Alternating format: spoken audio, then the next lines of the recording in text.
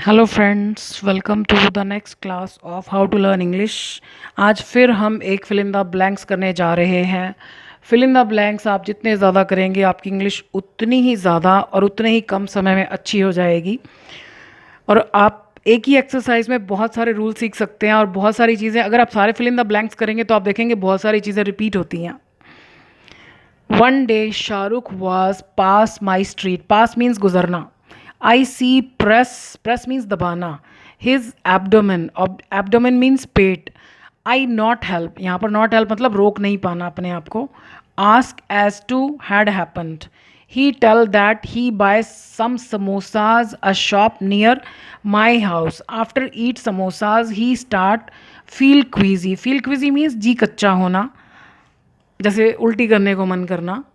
C in pain I offer come inside my house. Suddenly I see something fall his pocket was another samosa, एक और समोसा।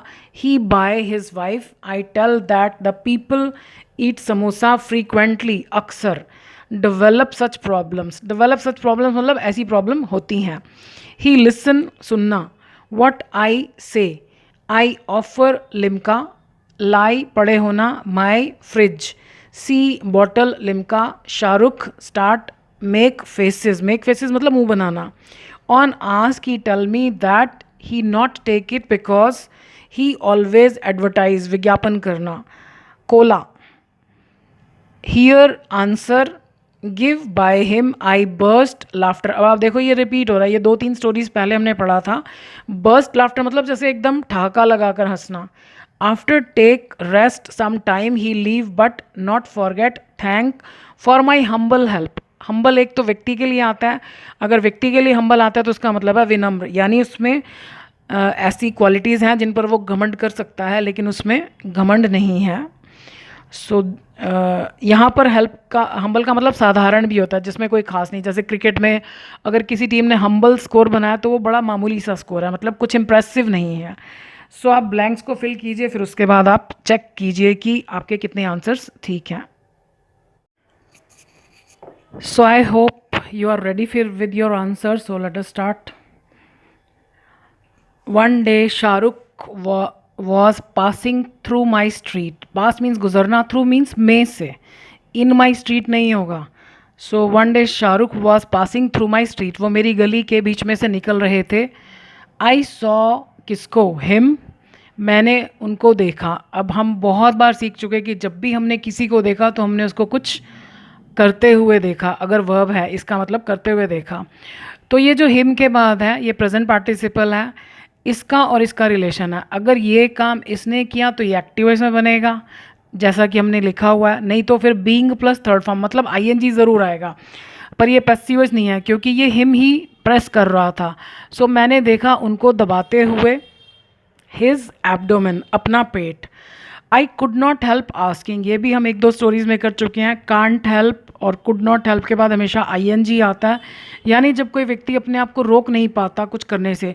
इसमें मैंने क्या देखा students को गलती करते हुए, आई could not help my self मतलब मैं अपने आप को, हमें कुछ भी नहीं लिखना, ये फिक्स्ड पैटर्न है। आई could not help asking him मतलब मैं अपने आप को रोक नहीं सका आस्किंग हिम, उनसे पूछने से। एज टू वॉट, अब ये एज टू भी मैंने पिछली किसी स्टोरी में समझाया है कि क्या।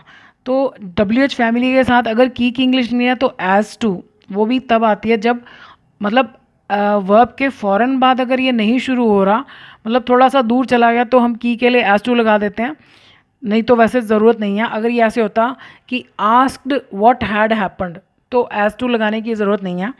सो की क्या हुआ था, व्हाट हैड हैपेंड, अब हमने हैड क्यों लगाया क्योंकि ये ऑलरेडी उनके साथ हो चुका था, तभी तो वो पेट दबा रहे थे।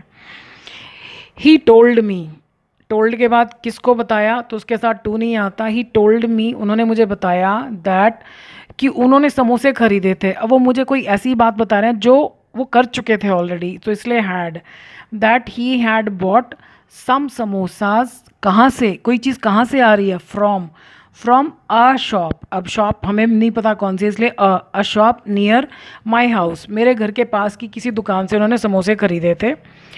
आफ्टर और बिफोर के फ़ौरन बाद अगर वर्ब आ रहा है तो आईएनजी आता है, और इसका मतलब होता है कि ये वाला वर्ब यहाँ आपको कॉमा ज़रूर दिखाई देगा, ये रहा। तो ये किसके लिए आ रहा, इसके लिए आ रहा है, और ये एक्टिव वॉइस है। पैसिव वॉइस जहाँ भी लगेगा ना, बी प्लस थर्ड फॉर्म, जैसे अब यहाँ पर रूल है कि हमको आईएनजी लगाना ही लगाना है। अगर हमें यहाँ पैसिव वॉइस बनाने की ज़रूरत पड़े ना तो बीइंग प्लस थर्ड फॉर्म हो जाएगा, मतलब आईएनजी चाहिए ही चाहिए। पर ये हमें पैसिव नहीं चाहिए, क्योंकि समोसा किसने खाया, इन्होंने खाया, तो ये एक्टिव वॉइस ही बनेगा। आफ्टर ईटिंग द समोसा, अब समोसा में पता कौन सा समोसा, मतलब समोसा खाने के बाद ही स्टार्टेड, उन्होंने शुरू कर दिया। अब मैंने आपको बहुत बार बताया कि स्टार्ट और स्टॉप के बाद वर्ब आए, वैसे तो आप टू प्लस फर्स्ट फॉर्म लगा सकते हैं, बट स्टार्ट और स्टॉप के बाद आईएनजी आता है। सो ही स्टार्टेड फीलिंग क्वीजी, यानी उनको बेचैनी होने लगी, जी कच्चा होने लगा। अब ये भी हम सीख चुके हैं कि अगर हमारे सेंटेंस का पहला ही शब्द वर्ब हो तो दो ही पॉसिबिलिटीज हैं, या तो टू प्लस या आईएनजी। तो हम पहले आगे चलते हैं, कॉमा के बाद आई ऑफर्ड हिम, मैंने उनको ऑफर किया, उन्हें दर्द में देखते ही, यानी एक काम होते ही दूसरा काम हो गया तो आईएनजी आएगा, टू प्लस नहीं आएगा। अगर हम टू प्लस लिखेंगे तो इसका मतलब है उनको दर्द में देखने के लिए, देखते ही। सीइंग हिम इन पेन, उन्हें दर्द में देखते ही आई, यानी आई ने देखा, मैंने देखा। आई ऑफर्ड हिम, मैंने उनको ऑफर किया, क्या ऑफर किया, ऐसा करने के लिए। तो जब हम किसी को कुछ करने के लिए कहते हैं तो infinitive. To come inside my house, तो मैंने उनको अपने घर के अंदर आने के लिए ऑफर किया। सडनली आई सॉ, अचानक मैंने देखा, किसको, समथिंग, देखो यहाँ पर भी किसी को देखा, I N G present participle. So I saw something falling, गिरते हुए, कहाँ से, फ्रॉम हिज पॉकेट, उनकी जेब से कुछ गिरते हुए देखा। ये एक और समोसा था, अब समोसा ना तो लड़का है ना लड़की है, it, so it was another samosa, that भी नहीं आएगा, दिस भी नहीं आएगा। अब समोसा के बाद कॉमा आ गया, जब भी किसी व्यक्ति वस्तु के नाम के बाद कॉमा आए मतलब इसी की बात होने जा रही है। तो अगर पूरा सेंटेंस है तो फिर W H family, another samosa which he had bot, अब ये भी वो काम कर चुके थे जो उन्होंने ख़रीदा था, फॉर हिज वाइफ, अपनी वाइफ के लिए। अगर यहाँ पर विच नहीं भी हो तो भी ये सेंटेंस ठीक है, क्योंकि ये कंप्लीट सेंटेंस होना चाहिए, तो ये कंप्लीट है। तो अगर विच नहीं भी हो, बट क्योंकि हमने ब्लैंक भरना है तो which he had bought for his wife. I told him, मैंने उन्हें बताया, दैट द पीपल, कि लोग। अब द का मतलब है कि हम बताने जा रहे हैं कि हम कौन से लोगों की बात कर रहे हैं, द पीपल, कौन से लोग। अब जब भी हम कौन से का जवाब वर्ब से देना चाहते हैं तो या तो होता है the people who eat samosas, पर हमें एक ही ब्लैंक है तो हमें हु लिखने की ज़रूरत नहीं, सीधा आईएनजी। तो कौन से का जवाब देने के लिए दो ही ऑप्शन है, या तो प्रेजेंट पार्टिसिपल यानी फर्स्ट फॉर्म प्लस आईएनजी, या फिर third form past participle. Third form का मतलब पैसिव वॉइस होता है, पर यहाँ पर जिनके बारे में बताया जा रहा है वही समोसे खाते हैं, तो ये पैसिव वॉइस नहीं है। The people eating samosas frequently, अक्सर समोसा खाने वाले। जब भी हम कहते हैं ना ऐसा करने वाले, देर से आने वाले, students, the students coming late, तो आईएनजी आता है। अब ये हमारा मेन सेंटेंस है, the people develop such problems, लोगों को ऐसी प्रॉब्लम्स हो जाती हैं। डेवलप का मतलब एक तो होता है विकास करना, एक होता है जैसे हम कहते हैं कि मेरे को सिर दर्द हो जाती है जब मैं ऐसे माहौल में रहता हूँ, तो आई डेवलप अ हेडेक। तो बीमारियों के लिए भी ऐसे यूज़ होता है, आई डेवलप अ हेडेक, यानी मुझे सिर में दर्द हो जाता है। सो द पीपल, ये बीच में ब्रेक आ गया, हमारा मेन सेंटेंस सिर्फ इतना है, the people develop such problems. कौन से पीपल, ईटिंग समोसास फ्रीक्वेंटली। इस ईटिंग से पहले इज़ाम और वाजवर नहीं लगाना, क्योंकि ये हमारा मेन सेंटेंस ही नहीं है, ये तो सिर्फ ये बता रहा है कौन से लोग। तो कौन से का जवाब देने के लिए यहाँ हेल्पिंग वर्ब लगाने की ज़रूरत नहीं है। ही लिसन्ड, उन्होंने सुना। अब हियर का मतलब होता है कि अपने आप उनके कानों में आवाज़ चलेगी, उनको पता था कि मैं उनसे बात कर रही हूँ, तो वो उन्होंने मुझे सुना। ही लिसन्ड, लिसन के बाद हमेशा टू आता है। ही लिसन्ड टू, उन्होंने सुना, क्या सुना, वट आई वॉज सेइंग, जो मैं कह रहा था, या मैं क्या कह रहा था, उन्होंने इस चीज़ को सुना। अब ये भी हम जान चुके हैं कि ये क्वेश्चन की फॉर्म में नहीं हो सकता। उन्होंने सुना क्या, क्या का जवाब क्वेश्चन की फॉर्म में नहीं होता, ये नाउन क्लॉज है।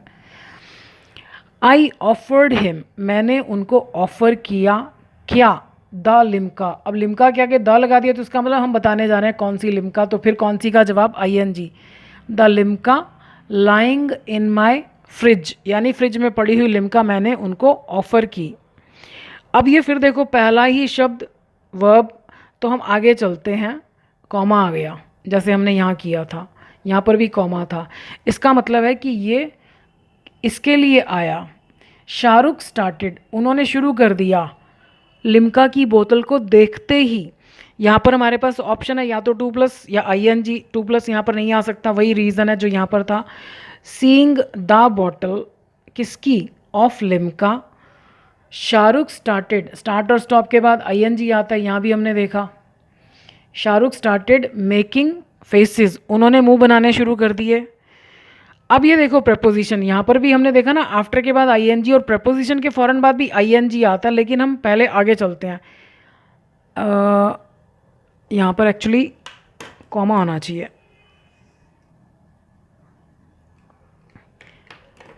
ही टोल्ड मी, उन्होंने मुझे बताया। अब ये जो है आस्क, ये इन्हीं के लिए आ रहा है, तो अगर हम ऑन आस्किंग कहेंगे तो यानी इन्होंने ही पूछा, क्योंकि हम एक्टिव वॉइस में बना रहे हैं। पूछा तो हमने था, क्योंकि वो फेसेस बना रहे थे तो हमने ही पूछा होगा ना कि मुंह क्यों बना रहे हो, तो पैसिव वॉइस बनेगा। अब प्रपोजिशन क्या कहता है जी, मेरे बाद ING लगाओ। पैसिव वॉइस कहता है जी मुझे थर्ड फॉर्म चाहिए, तो हमने दोनों काम कर दिए, ING भी लगा दिया, थर्ड फॉर्म भी लगा दिया। So on being asked, on के बाद दो ही आंसर हो सकते हैं, या तो ऑन आस्किंग या ऑन बीइंग आस्क्ड। अब ये हमारा सेंटेंस, हमारा आंसर ठीक है या नहीं, ये हम आगे वाला पढ़ेंगे तो हमें पता चल जाएगा। मान लिया हमने गलती से आस्किंग ही लिख दिया, बस हमने ये ध्यान दिया कि प्रपोजिशन के बाद ING आता है तो हमने ऑन आस्किंग लिख दिया। ही टोल्ड मी, उन्होंने मुझे बताया, तो इनसे पूछा गया था, इन्होंने नहीं पूछा, तो यानी पैसिव वॉइस है। सो ऑन बीइंग आस्क्ड, पूछे जाने पर, ही टोल्ड मी, उन्होंने मुझे बताया, that he could not take it, कि वो उसको नहीं पी सकते हैं लिम्का को। क्यों, because he had always advertised for Cola, क्योंकि उन्होंने हमेशा कोला के लिए काम किया था, मतलब उनकी एडवर्टीज़मेंट में आए थे वो, तो ये वो किया था उन्होंने। He had always advertised for Cola. अब ये देखो फिर तीसरी बार आ रहा है इसी तरह का, the answer give by him. आप देखो कॉमा आ गया, जब तक कॉमा नहीं आएगा आपका मेन सेंटेंस नहीं आया। आई बर्स्ट इनटू लाफ्टर, यानी मैं ठहाका लगाकर हंसने लगा।